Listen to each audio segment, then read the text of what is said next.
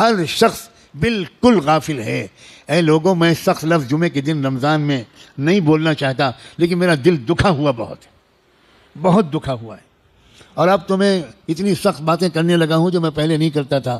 شاید یہ عمر کا تقاضا ہے کہ برداشت سے باہر ہوا جا رہا ہے۔ مسلمانوں کا خدا پولیس ہے، مسلمان اللہ پر ایمان نہیں رکھتے۔ مسلمانوں نے سمجھایا کہ اللہ اب طاقتور نہیں رہا، اب اللہ کمزور ہو گیا، اب اللہ RSS کے مقابلے میں کمزور ہے، اب اللہ BJP کے مقابلے میں کمزور ہے۔ کیا ہو گیا ہے تمہارے ایمان کو مسلمانوں؟ اللہ کے ہاں دیر ہے، اندھیر نہیں ہے، اور دیر بھی اس لیے ہے کہ اللہ چھانٹنا چاہتا ہے ہم میں سے تم میں کون ہے پکا مسلمان اور کون ہے دکھاوے کے مسلمان۔ الحمدللہ وکفا وسلام علی عباده الذین اصطفى، اما بعد۔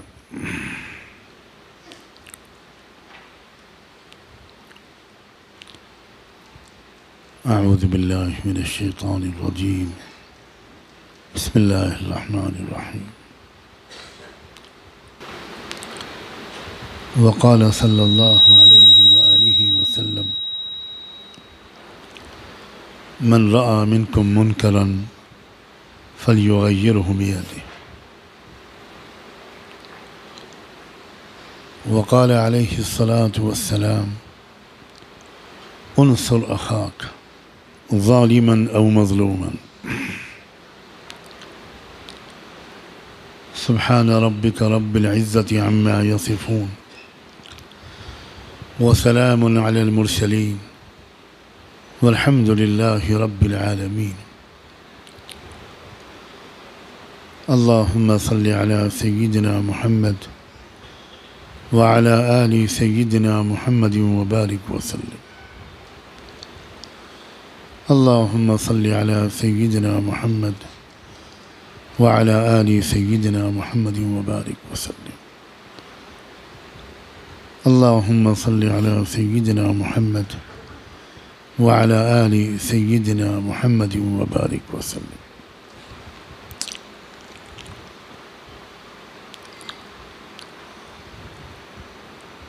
اگر کسی مسلمان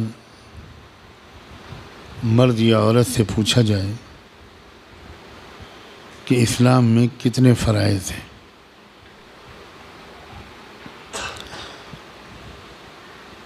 کن کاموں کو اسلام فرض قرار دیتا ہے، تو اکثر جواب یہی ملتا ہے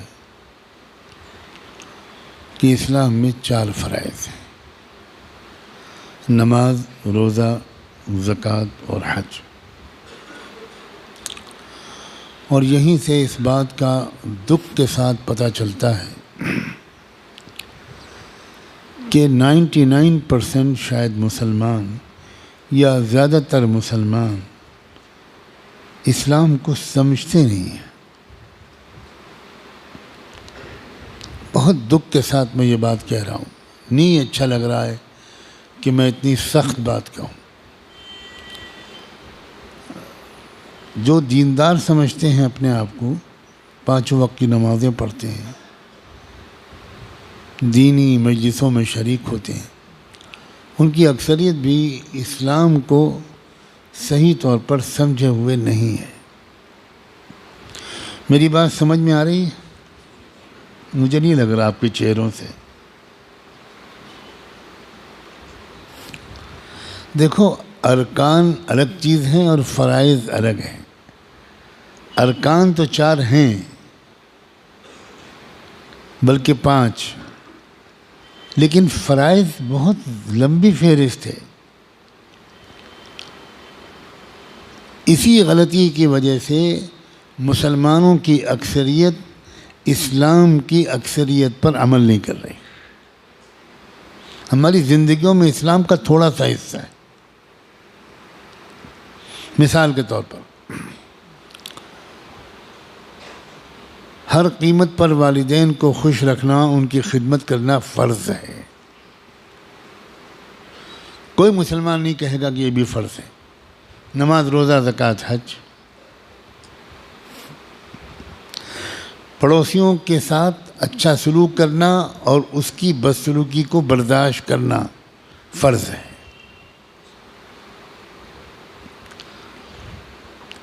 اپنے گھر مکان کو صاف رکھنا، گھر کے سامنے والے حصے کو بھی صاف رکھنا، یہ بھی فرض ہے۔ کبھی سنا ہے آپ نے؟ ہاتھ اٹھائیں جو لوگ جنہوں نے پہلے کبھی سنا ہو۔ 50 سال سے نماز پڑھ رہے ہیں لیکن گھر کا کچرا باہر ڈال رہے ہیں۔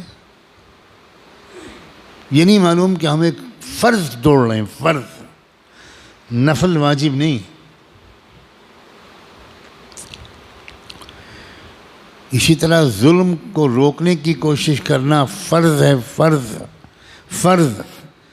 ظالم کو ظلم سے روکنے کی کوشش کرنا مجھ پر اور آپ سب پر، میری بیوی پر، میری بیٹوں بیٹیوں پر، آپ کے گھر کی عورتوں پر، آپ سب پر فرض ہے، فرض ہے۔ کسی کے ذہن میں یہ؟ آج ذرا صفائی سے بتا دو مجھے، ہے کہ ذہن میں یہ کام ہوگا کسی کا؟ کوئی نیتا کریں گے ظلم سے روکیں گے، یا علماء اس کے خلاف کچھ بول دیں گے؟ بس ہم سے کیا مطلب؟ ہم تو بزنس مین ہیں، ہم تو انجینئر ہیں، ہم تو تاجر ہیں، ہم تو ینگ اسٹوڈنٹ ہیں، ہم تو ٹیچر پروفیسر ہیں، ہم تو 4 بچوں کی ماں ہیں۔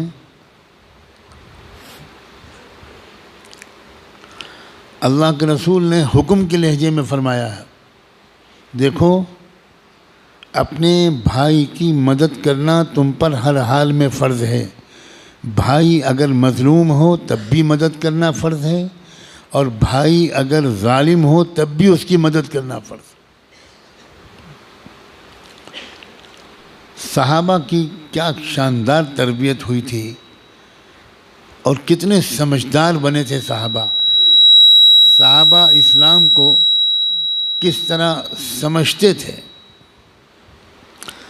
میں جو رونا رو رہا ہوں اور کوئی سننے والا مجھے نہیں مل رہا کہ میں کیا کہنا چاہ رہا ہوں، بک رہا ہوں جنوں میں کیا کیا، کچھ تو سمجھے خدا کرے کوئی۔ مجھے ایک بھی سمجھنے والا نہیں مل رہا۔ میں یہ کہہ رہا ہوں کہ اسلام کو سمجھو۔ 50 60 70 سال کے ہو گئے، اکثر اسلام کو نہیں سمجھا، نہیں سمجھا۔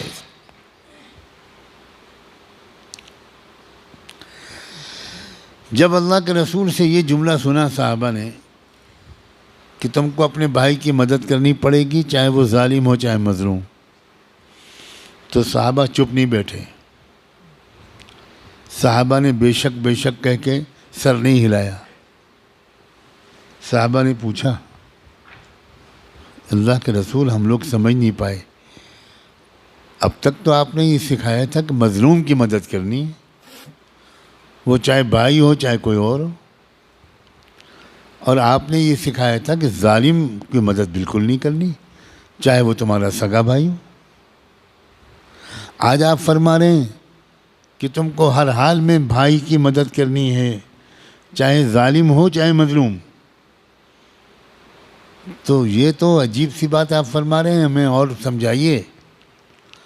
یہ ہے سننے والے، یہ نہیں کہ بیوقوفوں کی طرح سنتے رہیں۔ کان کھول کر، دماغ کھول کر صحابہ سنتے تھے، اور جب ایک بات انہوں نے ایسی سنی جو اب تک ان کی اسلام کی سمجھ سے جوڑ نہیں رکھتی تھی، تو وہ ادب کی وجہ سے چپ نہیں بیٹھے، انہوں نے سوال کیا۔ میں تو سوچتا ہوں کہ اللہ کے رسول صلی اللہ علیہ وسلم ان کا یہ سوال پوچھنے سے بے پناہ خوش ہوئے ہوں گے، کیونکہ آپ کو یہ لگا ہوگا کہ میری محنت ضائع نہیں جا رہی، اور یہ لوگ اسلام کو سمجھ رہے ہیں۔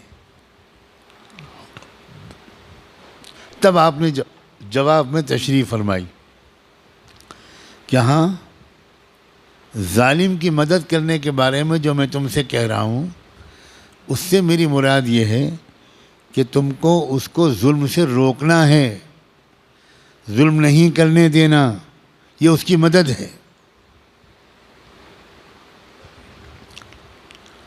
کاش کہ مسلمان اس پر عمل کر رہے ہوتے تو آج دنیا میں اس قدر ظلم نہ ہو رہا ہوتا۔ کوئی ایک آدھ بندہ ظلم کے خلاف بولتا ہے، قوم اس کو اکیلا چھوڑ دیتی ہے، وہ اکیلا مارا جاتا ہے۔ اگر قوم ساتھ کھڑی ہو اور پوری قوم کو ایک بات کا احساس ہو کہ ظلم سے روکنا ہماری ذمہ داری بھی ہے، خالی فلاں حضرت کی نہیں ہے۔ ہماری ذمہ داری یہ نہیں ہے کہ ہم بیان سن کر داد دے دیں، تالی بجا دیں، تعریف کر دیں کہ واہ واہ ایک ہی بندہ ہے جو بول رہا ہے، اس سے زیادہ تو دھوکے کی کوئی بات ہی نہیں ہے۔ یہ تو فریب ہے۔ آپ اپنے لوگوں کو دشمن کے حوالے کر رہے ہیں۔ آپ خود غافل رہ کر ظلم سے روکنے کے سلسلے میں سینکڑوں بار آپ کو پکارا جاتا ہے اور آپ سر ہلاتے رہتے ہیں اور آپ کی سمجھ میں نہیں آتا۔ یہ بات صحیح نہیں ہے۔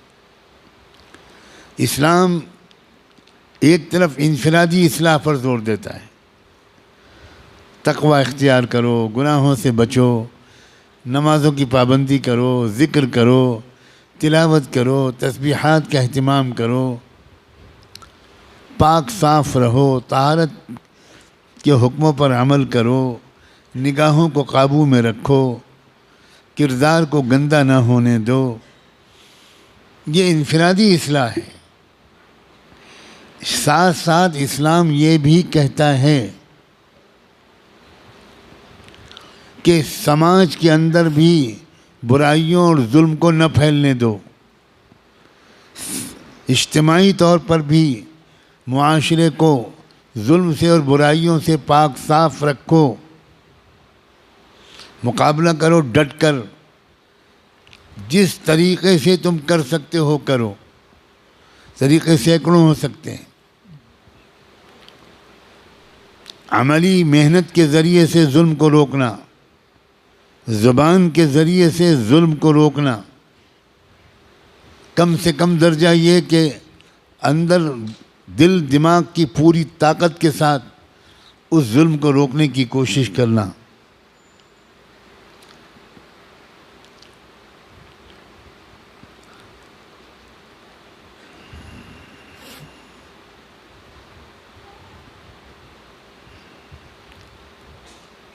ہمارے ملک میں بھی ظلم کرنے والی طاقتیں جو اس قدر مضبوط ہو گئی ہیں، اس میں ہماری لاپرواہی کو بھی دخل ہے، ہماری بے تعلقی، بے خبری، ناسمجھی، سستی، کاہلی کو بھی دخل ہے، ہمارے بخل کو بھی دخل ہے۔ کہنے والے کہتے ہیں، اور اگر آپ میں کچھ سمجھدار لوگ بیٹھے ہیں تو میری اگلی بات کو غور سے سنیں، وہ یہ کہ سب باتیں مجموع میں کھول کر نہیں کہی جا سکتی، مجموع میں اصولی باتیں کی جاتی ہیں۔ مجمع میں سمجھایا جاتا ہے کہ ظلم کا مقابلہ کرنا فرض ہے، ظالم کو ظلم سے روکنا فرض ہے، مظلوم کی مدد کرنا فرض ہے۔ اب اس کے بعد طریقہ کار کیا ہوگا، یہ ضروری نہیں ہے کہ پوری بات مجموع میں بتائی جائے۔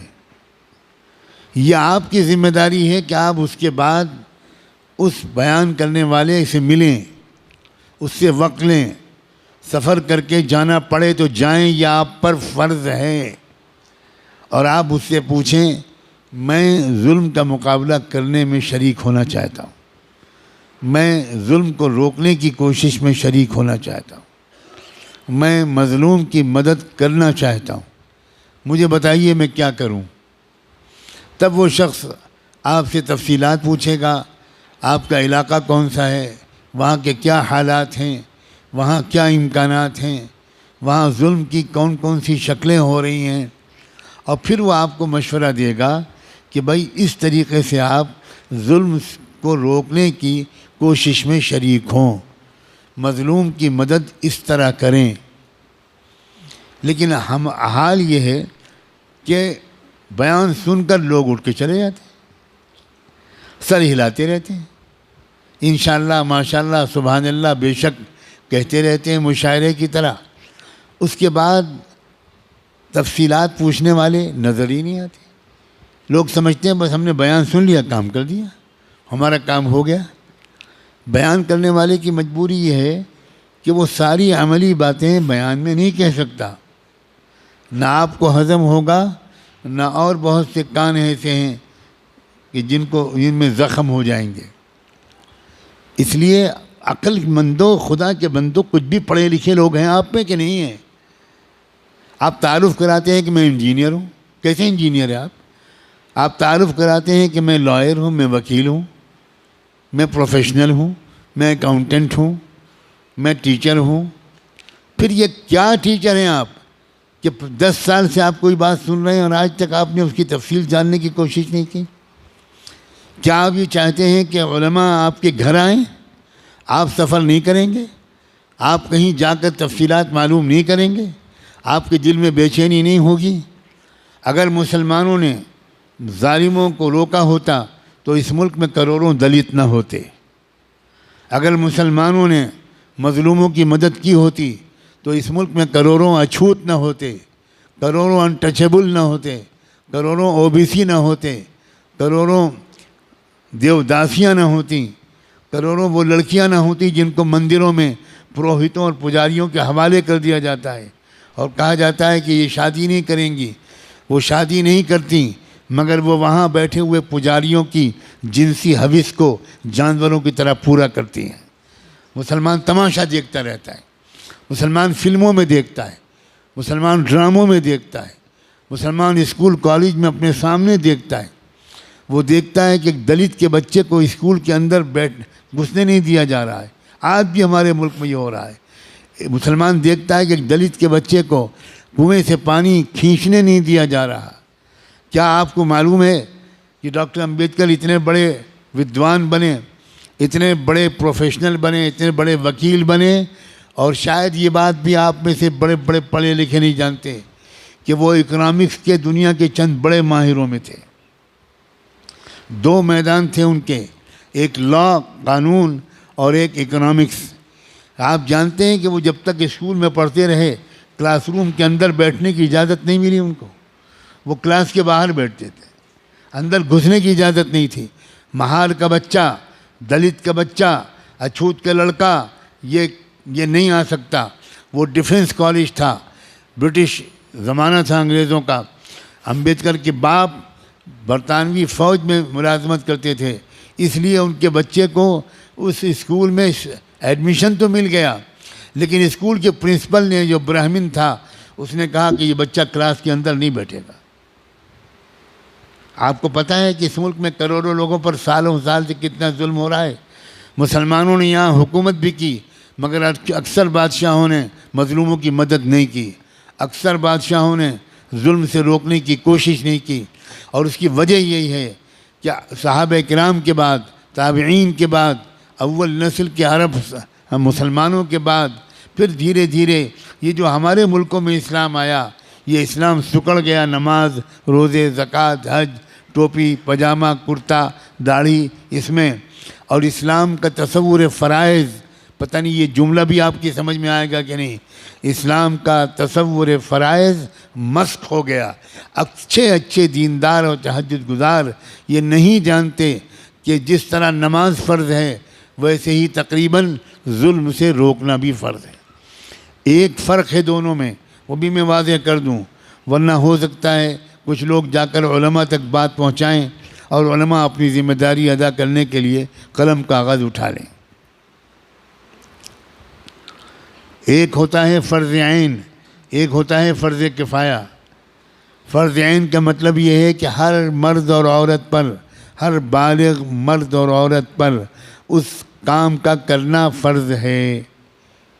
فرض کفایہ کا مطلب یہ ہوتا ہے کہ اگر امت میں اتنی بڑی تعداد میں لوگ اس فرض کو ادا کر رہے ہوں، جیسے ظلم سے روکنے کے فرض کو، جیسے ظالم کو ظلم سے باز رکھنے کی فرض کو، جیسے مظلوم کی مدد کے فرض کو، اگر اتنی بڑی تعداد میں لوگ ہیں، مثلا 1 کروڑ مسلمانوں میں لگے ہوئے ہیں 25 لاکھ 50 لاکھ اور کام پورا ہو رہا ہے، تو باقی 25-50 لاکھ اگر اس کام میں خود شریک نہیں ہوں گے لیکن ان کی مدد کرتے رہیں گے تب بھی معاف ہو جائے گا.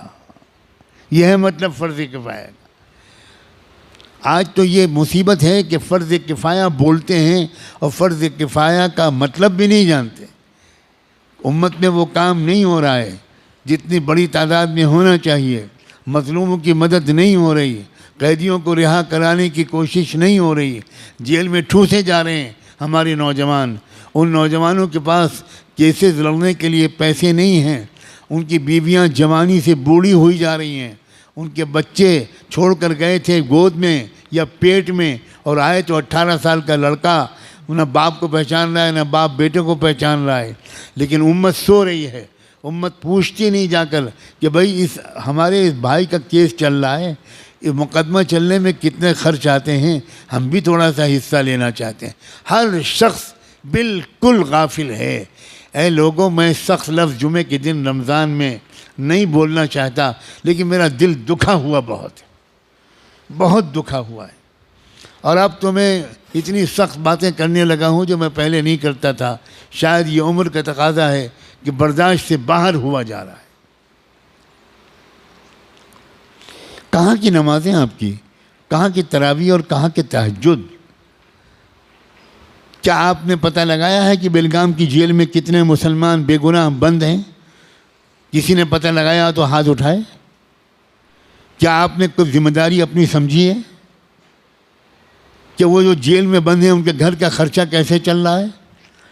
گجرات کے ایک مفتی صاحب گرفتار کیے گئے, بالکل جھوٹے الزام میں ان کو جیل میں ٹھوس دیا گیا اور پھانسی کی سزا سنا دی گئی, سزائے موت. 1 سال گزرا, 2 سال, 3 سال, 4 سال, 5 سال, 8 سال, 10 سال, یہاں تک کہ ان کی بیوی نے پریشان ہو کر, اس پریشانی کا تصور بھی میں اور آپ نہیں کر سکتے جو صبح شام شاندار سحری افطاری اپنے بستروں پر کھاتے ہیں. اس بیوی نے خودکشی کرنے کا فیصلہ کر لیا کہ اپنے 3 بچوں کا گلا دبا کر خود بھی زہر کھا کے مر جائے. کیا کرتی بیچاری, کسی نے پوچھا ہی نہیں. شروع میں 2-4 دن لوگ آئے, اس کے بعد سب ارے بھائی ان کے اوپر کیس چل رہا ہے, ان کے گھر نہیں جانا, ان کو فون نہیں کرنا ورنہ پولیس ہم کو بھی پکڑ لے گی. لا حول ولا قوت الا باللہ. مسلمانوں کا خدا پولیس ہے. مسلمان اللہ پر ایمان نہیں رکھتے. مسلمانوں نے سمجھا ہے کہ اللہ اب طاقتور نہیں رہا, اب اللہ کمزور ہو گیا, اب اللہ RSS کے مقابلے میں کمزور ہے, اب اللہ BJP کے مقابلے میں کمزور ہے. کیا ہو گیا ہے تمہارے ایمان کو مسلمانوں؟ کون ہے اللہ جانتے ہو؟ کیا حیثیت ہے BJP اور RSS کی, جس اللہ نے فرعون کو تماشا بنا دیا, جس اللہ نے حامان و شداد کو تماشا بنا دیا, جس اللہ نے قوم عاد اور قوم ثمود کو دھسا دیا. کوئی حیثیت ہے موجودہ حکام کی ان کے سامنے؟ آنے والے دنوں میں دیکھ لینا, یہ فقیر مسجد میں بیٹھ کر کہہ رہا ہے یہ ذلیل ہوں گے انشاءاللہ. دیر لگ رہی ہے تمہاری اور میری کاہلی کی وجہ سے, حب مال اور حب جاہ کی وجہ سے, خود غرضی کی وجہ سے, اپنے آپ کو بچانے کی وجہ سے. لا حول ولا قوت الا باللہ. اللہ نے توفیق دی کسی کو کہ وہ پہنچے فوراً, اور پہنچ کر جلدی سے ان کے گھر والوں سے رابطہ قائم کروایا, سمجھایا بجھایا, معافی مانگی کہ معاف کر دیں پورے مسلمانوں کو, آپ کا خیال نہیں رکھا اس لیے آپ پریشان ہو گئیں. اللہ کا فضل ہوا کہ کی سمجھ میں آ گیا, اور پھر اللہ نے اپنی قدرت دکھائی. 1 سال کے بعد, اس واقعے کے 1 سال کے بعد تقریباً سپریم کورٹ آف انڈیا نے ان کو باعزت بری قرار دیا. اپنے فیصلے میں صاف لکھا کہ بالکل جھوٹا مقدمہ ہے. سخت ترین لتاڑ ڈانٹ ماری گجرات کی حکومت کو, جنہوں نے اس بے گناہ عالم دین کو ایک سزائے موت کا مستحق قرار دیا تھا. اللہ کے ہاں دیر ہے اندھیر نہیں ہے, اور دیر بھی اس لیے ہے کہ اللہ چھانٹنا چاہتا ہے ہم میں سے تم میں کون ہے پکا مسلمان اور کون ہے دکھاوے کے مسلمان, کون ہے منافقین, کون ہے خالی ٹوپی کرتے پجامے والے مسلمان, کون ہے خالی جمعے کے مسلمان. الیکشن میں ووٹ ڈالنا یہ بھی ایک طریقہ ہے ظلم کو روکنے کا, ظلم کو کم کرنے کا, ظالم کو ظلم سے باز رکھنے کا، مظلوم کی مدد کا، یہ بھی ایک طریقہ ہے۔ یہ پورا کا پورا تنہا کافی نہیں ہے، لیکن یہ یقیناً ایک اہم طریقوں میں سے ایک طریقہ ہے۔ پھر وہی مصیبت، بہت سے دیندار مسلمان وہ ووٹ ڈالنے کو غیر دینی کام سمجھتے ہیں، وہ ووٹ ڈالنے کی اہمیت نہیں سمجھتے، ان کے گھر والے ووٹ نہیں ڈالتے، ان کی بیوی بچے ووٹ نہیں ڈالتے، لاکھوں کروڑوں ووٹ کم ہو جاتے ہیں، اور اس طرح ظالم اور مضبوط ہو جاتا ہے۔ اور مجرم وہ دیندار ہوتے ہیں جو اپنی جھوٹی دینداری کے دھوکے میں، اپنی جہالت کی وجہ سے ظلم کو روکنے اور کم کرنے کا ایک موقع چھوڑ دیتے ہیں۔ اس لیے میں کہتا ہوں کہ اجتماعی فرائض میں سے ایک فرض ہے ووٹ ڈالنا۔ آل انڈیا مسلم پرسنل لا بورڈ کے صدر حضرت مولانا خالد سیف اللہ رحمانی نے باقاعدہ ایک مضمون لکھ کر اس بات کا اعلان کیا ہے کہ شریعت کی روشنی میں ملک کے موجودہ حالات میں ووٹ ڈالنا ہر مسلمان ووٹر پر فرض ہے۔ آپ اس سے بڑی بات کیا چاہتے ہو؟ کیا علماء آپ کے پیر چھوئیں آ کر؟ کیا علماء آپ کی خوشامد کریں؟ آپ علماء کو کتنا ذلیل کرو گے؟ اپنے خیر خواہوں کو کتنا اکیلا چھوڑو گے؟ قوم کے لوگوں، اپنے خیر خواہوں کو مضبوط کرو۔ آپ کہو بلند آواز میں، ہم سے جو غلطی ہوئی اللہ معاف کر دے، آپ بھی معاف کر دیں، اب ہم اپنے کسی رہبر کو اکیلا نہیں چھوڑیں گے۔ تم نے رہبروں کو اکیلا چھوڑا ہے، تب حکومتوں کی ہمتیں بڑھتی ہیں کہ وہ کبھی مولانا کلیم صدیقی کو بند کر دیں اور کبھی مفتی سلمان اظہری کو بند کر دیں۔ لا حول ولا قوت الا باللہ۔ ہم سب ایک ہیں، مسلک کی بنیاد پر لڑائیاں بند کرو۔ اگر آپ کو کسی مسلک سے تعلق ہے بہت مبارک، لیکن ہمارا اصل مذہب کلمہ طیبہ لا الہ الا اللہ ہے۔ ہمارا کلمہ ایک ہے، ہمارا قرآن ایک ہے، ہمارا قبلہ ایک ہے، ہمارے رسول ایک ہیں، ہمارا رب ایک ہے، ہمارا دین ایک ہے، اور ہمارا انجام بھی ایک ہے۔ کسی طرح کا جھگڑا نہیں۔ یہ اہل سنت کی مسجد ہے اور یہ تبلیغیوں کی مسجد ہے۔ اللہ کرے اب یہ سب ختم ہو جائے، ہم سب ایک دوسرے کی مسجدوں میں جا کر نماز پڑھیں۔ مسجد کسی کی نہیں ہے، مسجد تو اللہ کی ہے۔ گلے مل جاؤ، ایک دوسرے کو دعوتیں کرو، ایک مسلک کے علماء دوسرے مسلک کے علماء کی دعوت کریں، دسترخوان بچھائیں، ان کے ہاتھ چومیں، ان سے دعا کی درخواست کریں۔ یاد رکھنا ہر مسلک والوں میں کچھ خوبیاں ہیں، یہ سب مسلک مل کر ایک امت بنے گی۔ اب کب تک یہ مسلک کا ہم لوگ ڈھول پیٹیں گے؟ اب بن جاؤ ایک امت، اس لیے کہ دشمن ایک امت بن گیا۔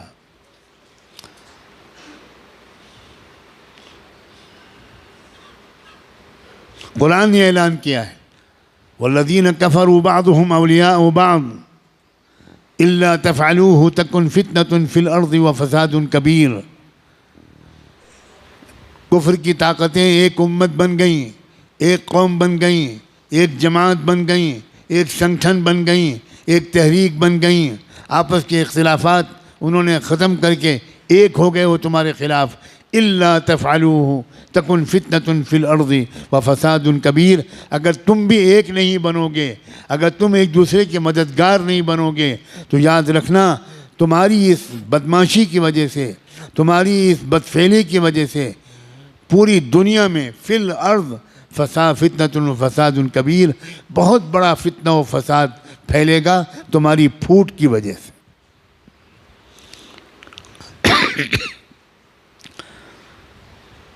اب تو نہ مدرسے چھوڑے جا رہے ہیں، نہ درگاہیں چھوڑی جا رہی ہیں، مدرسوں پر بھی بلڈوزر چل رہے ہیں، مسجدوں پر بھی بلڈوزر چل رہے ہیں، اور درگاہوں پر بھی، مزاروں پر بھی بلڈوزر چل رہے ہیں۔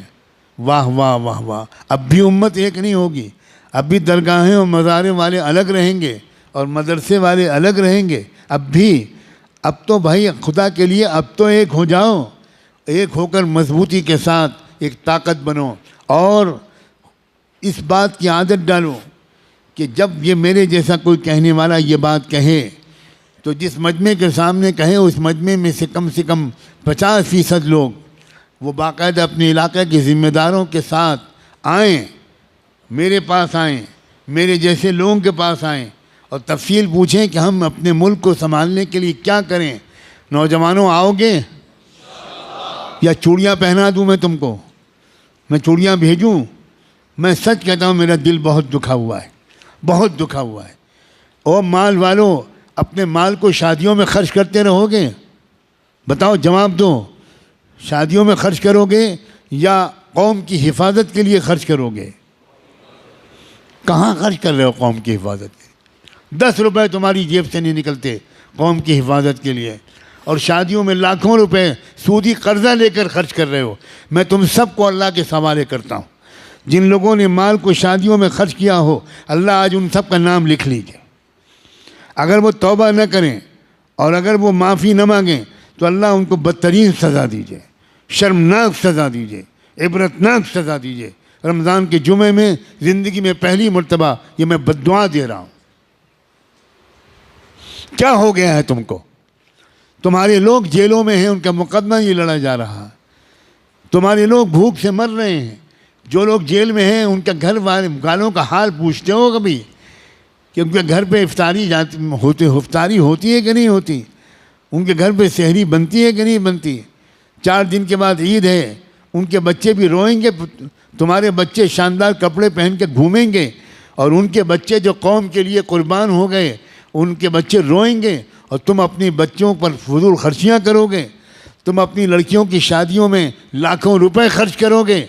میں لعنت بھیجتا ہوں ان شادیوں پر جن شادیوں میں لاکھوں روپے خرچ ہوئے ہوں، اور ان شادیوں میں برکت ڈالے جو شادیاں سادگی کے ساتھ کی گئی ہوں، کم پیسے میں وہ شادیاں کی گئی ہوں، جن شادیوں میں فضول خرچیاں نہ ہوئی ہوں، جہاں بے پردگیاں نہ ہوئی ہوں، جہاں غریبوں کا دل نہ دکھایا گیا ہو، ان شادیوں میں برکت ڈال۔ اور جن شادیوں میں دکھاوا کیا گیا ہو، اے اللہ پورے ملک میں کہیں کسی شہر کسی گاؤں میں کوئی مسلمان گھرانے کی شادی جو دھوم دھڑاکے سے ہوئی ہو، آج یہ فقیر مسافر بیمار بوڑھا یہ دعا مانگتا ہے کہ اللہ اس شادی پر لعنت برسا دے۔